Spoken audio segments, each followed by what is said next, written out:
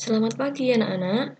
Hari ini kita akan belajar tema 7, subtema 1, perkembangan teknologi produksi pangan, pembelajaran 3. Pada pembelajaran 3 ini kita akan belajar matematika dan bahasa Indonesia.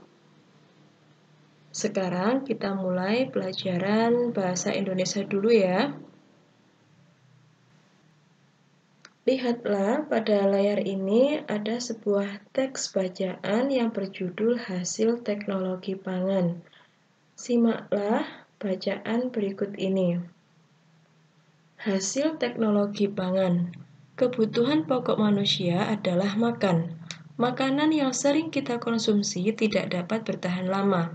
Maka dari itu, diperlukan upaya bagaimana cara makanan dapat bertahan lama dalam waktu yang lama. Agar bahan pangan dapat bertahan dalam waktu yang lama, diperlukan teknologi pangan. Dengan teknologi tersebut, banyak jenis bahan pangan yang diolah seperti apel diolah menjadi selai apel, gandum diolah menjadi roti, daging diolah menjadi abon, dan lain sebagainya. Jika hasil pangan tersebut diolah dan disimpan dengan baik, maka akan dapat memperpanjang daya tahan makanan. Jadi, makanan menjadi awet dan dapat menghasilkan jenis makanan baru.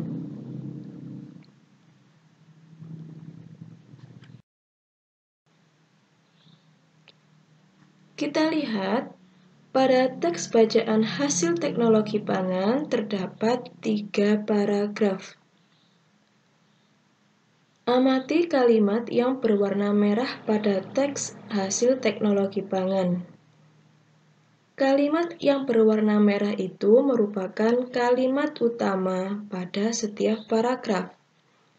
Kita lihat pada paragraf pertama, kalimat utamanya yaitu kebutuhan pokok manusia adalah makan. Kemudian, paragraf kedua, kalimat utamanya yaitu agar bahan pangan dapat bertahan dalam waktu yang lama diperlukan teknologi pangan. Dan pada paragraf ketiga, kalimat utamanya yaitu jika hasil pangan tersebut diolah dan disimpan dengan baik, maka akan dapat memperpanjang daya tahan makanan. Setiap paragraf terdapat kalimat utama. Kumpulan kalimat utama disebut ringkasan. Jadi, dari kalimat utama yang ada pada setiap paragraf tadi dapat dibuat ringkasannya.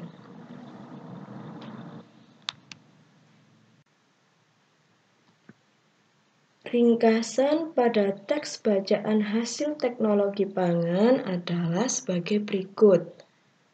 Kebutuhan pokok manusia adalah makan.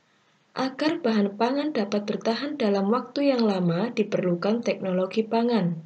Jika hasil pangan tersebut diolah dan disimpan dengan baik, maka akan dapat memperpanjang daya tahan makanan. Selanjutnya, kita akan belajar matematika. Ayo mengamati. Tempe adalah makanan yang diolah dari bahan dasar kedelai. Tempe yang awalnya berbentuk persegi dipotong menjadi bentuk segitiga. Amati bentuk di bawah ini.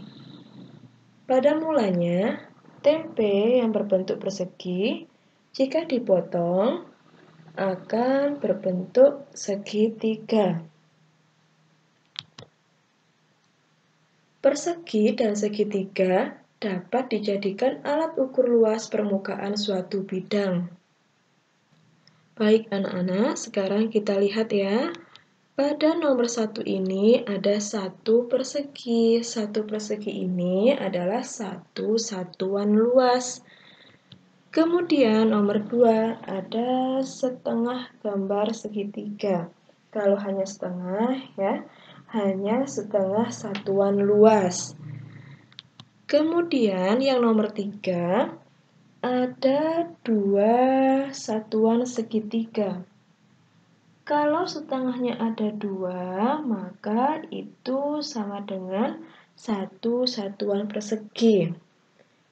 2 segitiga ini kalau digabungkan akan menjadi bentuk persegi.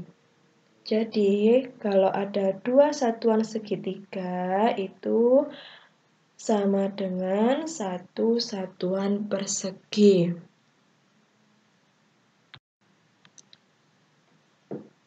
Sekarang, ayo berlatih untuk memahami materi menghitung luas permukaan suatu bidang agar anak-anak lebih paham lagi ya. Kita lihat pada nomor 1, tentukan luas permukaan bangun datar berikut. Kita hitung luas permukaan pada gambar nomor 1 ya. Caranya bagaimana? Caranya kita hitung dulu luas persegi yang utuh. Persegi yang utuh ada 4, kemudian ada 2 satuan segitiga, maka itu sama dengan 1 satuan persegi. Atau bisa ditulis setengah ditambah setengah sama dengan 1. Jadi, hasilnya adalah 5. Maka secara keseluruhan, luas permukaan bangun datar pada nomor 1 ini adalah 5 satuan persegi. Itulah cara menghitung luas permukaan bangun datar. Demikianlah tadi materi pelajaran yang dapat saya sampaikan. Apabila ada salah kata, mohon maaf yang sebesar-besarnya. Anak-anak di rumah tetap belajar, tetap semangat, dan tetap jaga kesehatan. Sampai di sini dulu pembelajaran untuk hari ini. Sampai jumpa pada pembelajaran berikutnya. Terima kasih.